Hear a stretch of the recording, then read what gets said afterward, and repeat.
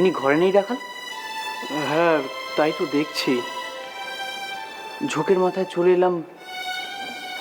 ঝোঁকের মাথায়? ঠাকুরের টানে আসনি? হ্যাঁ, ঠাকুরের টানেই ঝোঁক চেপে গেল, তাই চলে এলাম।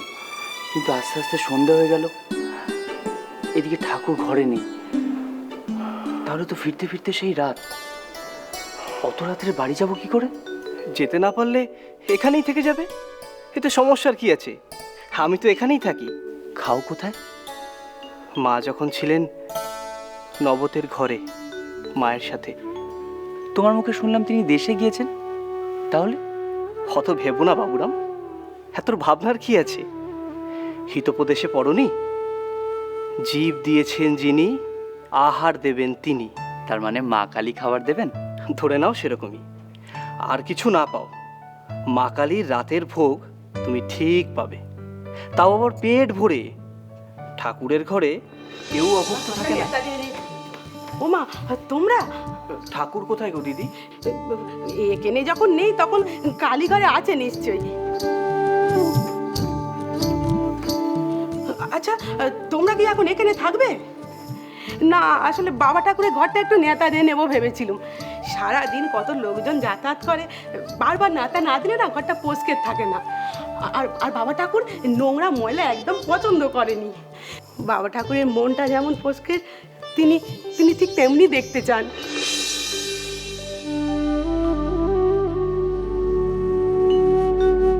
রাখাল, ঠাকুরের সঙ্গে কি আমার আজ দর্শন হবে না?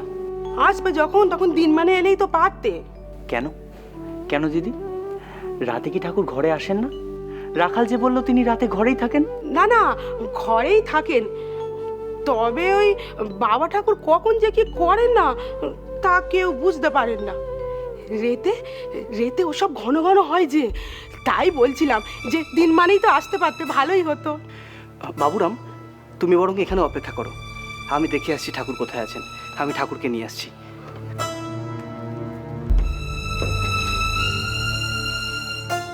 আচ্ছা দিদি, তুমি বলছিলে ঠাকুরের রাতেও সব ঘন ঘন হয়, কি হয় দিদি? রেতে ঠাকুর এই জগতে থাকেন না গো, ওই 33 কোটি দেব দেবীর সাথে দেখা করতে ওখানে যান, ওখানে। আর আর ঠাকুরকে এখানে নিয়ে আসতে গেলে মন্ত্র বলে বলে নিয়ে আসতে হয় গো। কি বলেন দিদি সেই মন্ত্র?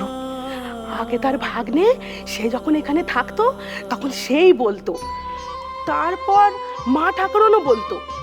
এখন তো মা ঠাকুরন নেই, তাই ভাবছি যে তিনি যদি সেখানে যান তবে তাকে কে নিয়ে আসবে মন্ত্র বলতে বলতে।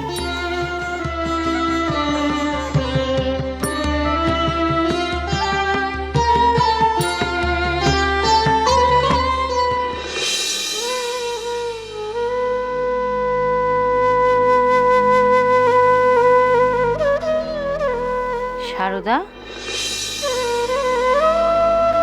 তোকে একখানা কথা কইতে এসেছিলাম রে, কিন্তু তোকে দেখে তো মনে হচ্ছে তুই এখানে নেই। কি যে বলো দিদি, আমি তো তোমার চোখে সম্মুখেই আছি বলো। সে তো খালি শরীর কানা, মন কানা যে কোথায় পড়ে আছে তা আমি বেশ বুঝি। তুই গদাইয়ের কথা ভাবছিস না রে? আসলে রাত হলে আমার ভারী চিনতে হয় গো দিদি, কখন যে তেনার কি হয়, কে তেনার কানে বীজ মন্ত্র দেবে বলো তো। হ্যাঁ, আমাদের রামলাল সে তো এখনো শিখে উঠতে পারিনি তার খুড়োর কাজ দিয়ে। অত চিনতে করিসনি তো, ওই সব চিনতে মনির পায়ে ছেড়ে দে। উনি ওনার ব্যাটারে দেখবে, বুঝলি? সেইটা বলতে এসেছিলুম, বলছি তুই রামলালের বিয়ে নিয়ে কি বলছিলি না, তা যাবি নাকি মেয়ে দেখতে? ঘটকিকে একটা খবর পাঠাই। ও মা, ঘটকি ডাকতে যাবে কেন? আমাদের রামলালের বউ তো ঠিক করাই হয়ে গেছে গো দিদি। কোথা? মেজ ঠাকুর ওই মেয়ের বাপরে কথা দিয়েছে গো, ওই গোঘাটের উত্তর পাড়ার মেয়েটি। আমার রামলালের সম্বন্ধ ওকে নিয়ে হবে। দাদার বিয়ের সম্বন্ধ ওই গোঘাটের উত্তর পাড়ায়? ও হ্যাঁ হ্যাঁ, মনে পড়েছে রে সারদা, কিন্তু সে তো অনেক আগেকারের কথা রে, অনেকদিন হয়ে গেল কোনো খবরা খবরও নেই। তারা কি এতদিন মেয়ে আগলে বসে আছে নাকি? দেখো দিদি, ওই মেজ ঠাকুর ওই মেয়ের সঙ্গে বিয়ে হওয়ার কথা দিয়ে গেছেন। আর বলি যে তিনিও মুখ ফুটে বলেছেন গো, ওই মেয়ের সঙ্গে রামলীলার সম্বন্ধের কথা। তুমি আর দেরি করোনি, ওই ওখানে খবর দাও, তিনারা যেন তাড়াতাড়ি করে এসে বিয়ের কথা পাকা করে যান।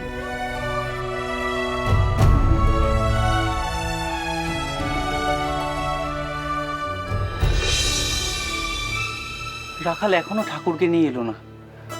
কোথায় আছেন তিনি যে তাকে নিয়ে আসছে? রাখালের এত সময় লাগছে।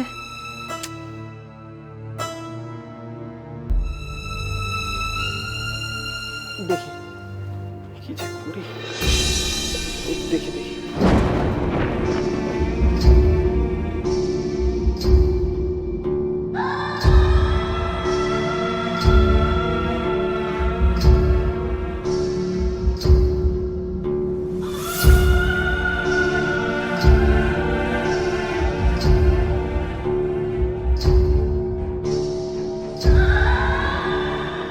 যেন মনে হচ্ছে ঠাকুরের শরীরে কোনো সার নেই। রাখাল,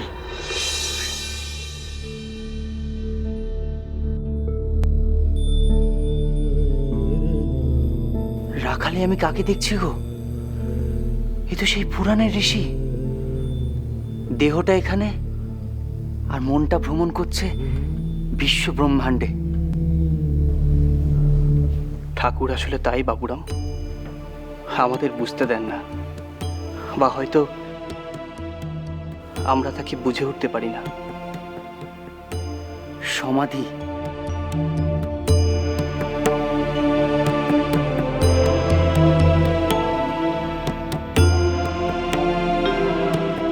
হয়তো পরম ব্রহ্মের সঙ্গে লীন হয়ে আছেন।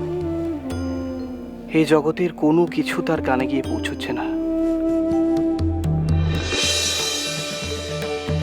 দেখো দেখো দেখো, ঠাকুর পরম ব্রহ্মের সঙ্গে কথা বলছেন, হাসছেন।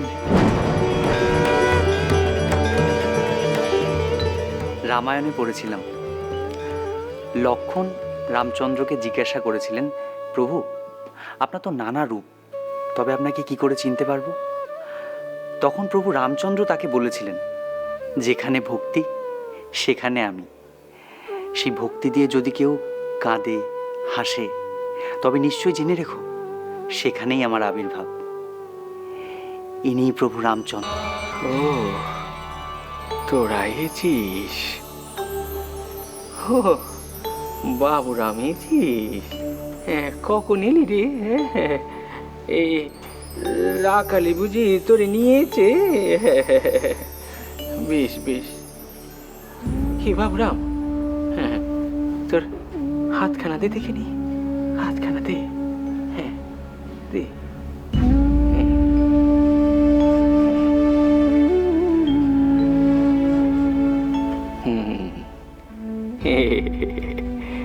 বেশ বেশ, হ্যাঁ বেশ।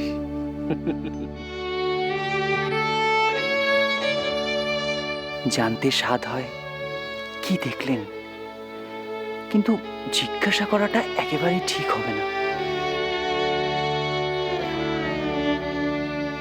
রাখালে মেলা রাত হয়েছে তো, হ্যাঁ, তোরা খাবি নি? হ্যাঁ, আপনি আপনি খাবেন না ঠাকুর? রাখালে যা যা যা, ওই বাবুরামরে নিয়ে ভান্ডারি দাদার কাছে যা, তারে ভোগ খাইয়ে আন, তুইও খাস কিন্তু। হ্যাঁ, আর ওই যাবার কালে বিন্দিরে বলে যাস এরে যেন খাবার পাল্টে দেয়। যা যা যা যা। আর বাবুরাম, তোরে কিন্তু আজ এখানে শয্যা পাততে হবে, এত রেতে তোরে আমি যেতে দেবনি, কেমন? হ্যাঁ, যা যা যা, দেখিনি? চলো বাবুরাম। যা যা যা যা।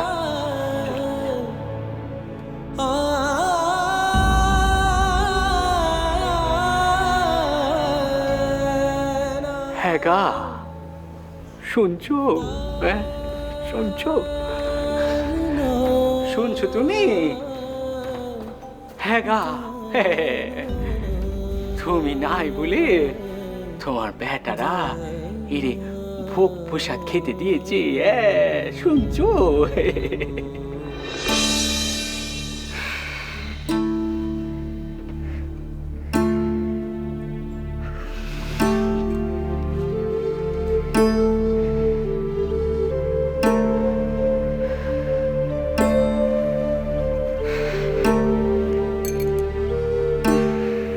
খুড়ি, আমি জানি তুমি ঘুমোতে পারছো না, কেবল ভাবছো খুড়ো খেলো কিনে, ঘুমোলো কিনে, তাই তো?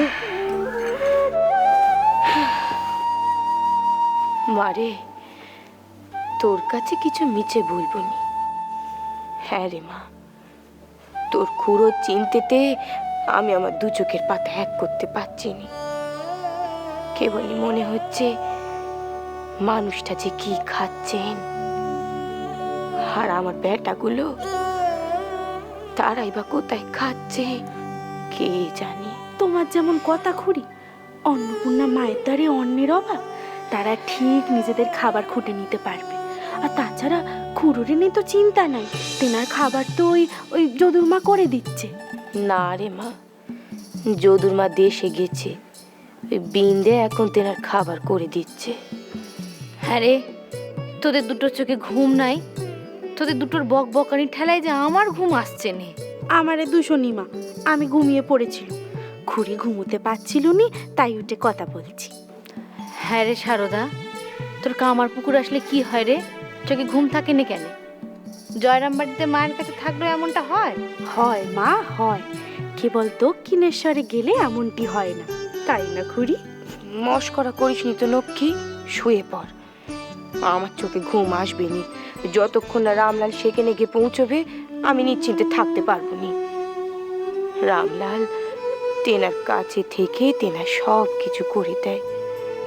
এখন রামলালটা সেখানে নেই, তেনারে হয়তো নিজের হাতে বেজনা করতে হচ্ছে রে মা। ও দিদি, বলি তুমি শুয়ে পড়ো, আমি শুয়ে পড়ছি, শো।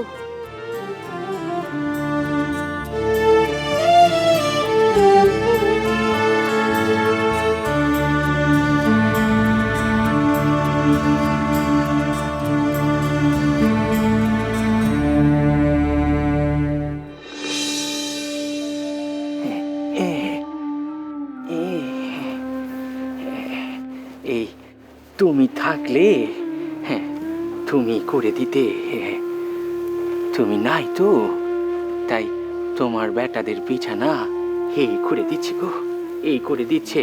ওই বাবুরাম আজ এখানে থাকবে, ওই রাকালে সবই ওই কুটিগড়ের বারান্দাতে, আর বাবুরাম এইখানটিতে শোবে। হ্যাঁ এইখানটিতে শোবে, এইখানটিতে শোবে। হ্যাঁ হ্যাঁ, বালি না, বালিশের দরকার নাই গো। হ্যাঁ, এমন একদিন আসবে যখন শোবার জন্য মাদুরি থাকবে নি, বালিশ তো দূরস্ত।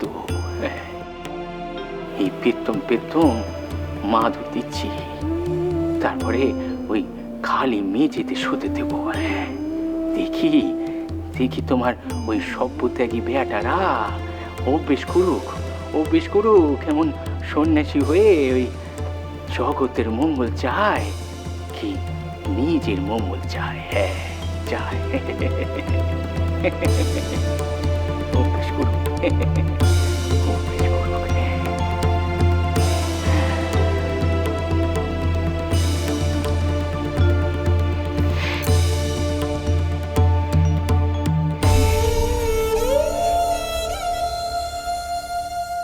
মনে হচ্ছে এক্ষুনি সেখানে চলে যায়, মনটারে ধীর করতে পারছি না,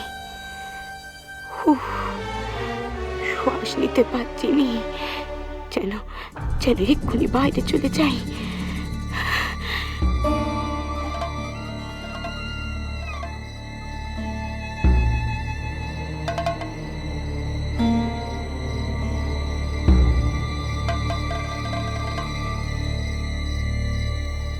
সারদা, বাইরে যাবি? চ, আমি নিয়ে যাচ্ছি। তুমি আবার উঠতে গেলে কেন দিদি? লক্ষ্মীটা ঘুমোচ্ছে, কথা বলুনি।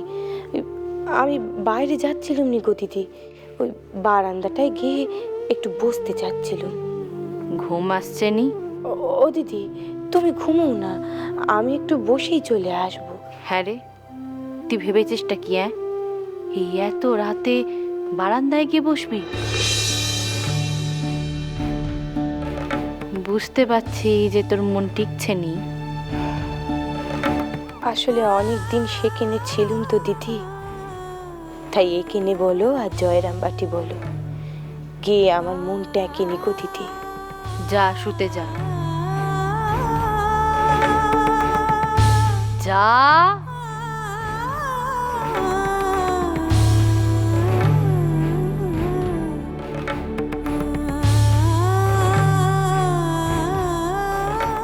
শোন সারদা,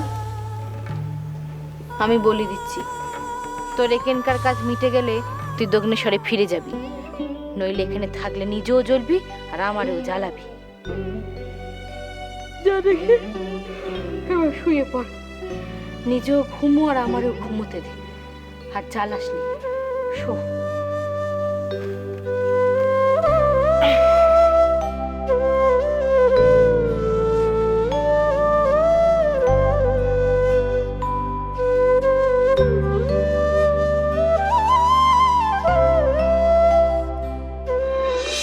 জ্বলছে গো, এই কানটিতে জ্বলছে, এই কানটিতে জ্বলছে।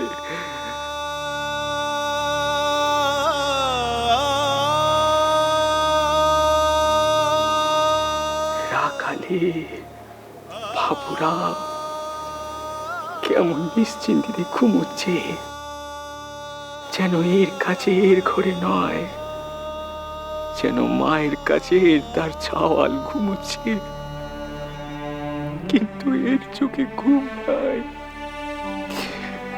দু চোখের পাতা এক করতে পারছে না। কেন কেন করতে পারছে না? ওরে, তোরা কি ঘুমলি? এরা কালে বাবুরাম, ও বাবুরাম, ঘুমলি? কি হয়েছে ঠাকুর? বাইরে যাবেন?